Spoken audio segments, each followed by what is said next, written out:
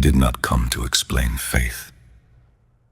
He came to remind them that they had already seen it. Galilee, the 1st century.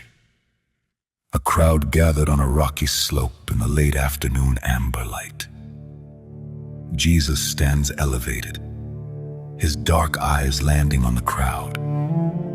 He reaches into his robe and holds up something impossibly small, a mustard seed. He tells them, "If you have faith, You will say to this mountain, move from here to there, and it will move. Nothing will be impossible for you." But before the teaching, there was the proof.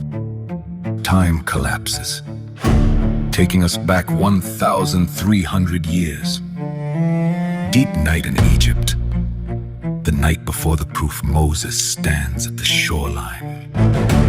2 million people are behind him.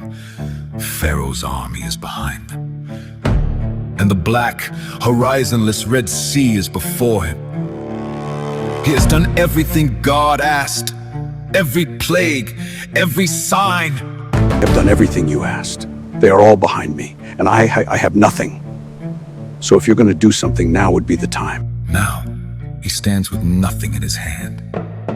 Just an empty palm, calloused from decades of holding a staff. The army arrives at midnight. The elders grip his arm in terror, crying out for a plan. But Moses is the only still point in the chaos, afraid and still, both at once. Were there no graves in Egypt? They're coming! We should have stayed! Moses, there is nowhere to go. Tell us what to do. Do not be afraid. He has no strategy. He has no plan B. He lifts his weathered staff toward the sky. He looks at the vast, unresponsive water and speaks one word: move. The sea did not move immediately. There was a pause. There is always a pause. That pause is where faith lives.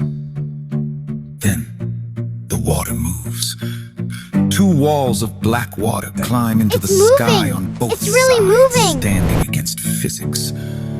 The sea floor, which had not seen the sky in 10,000 years, is exposed.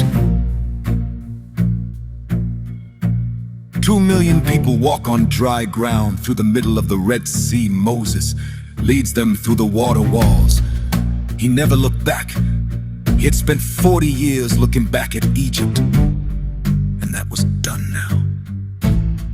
The sea did not move because Moses was strong.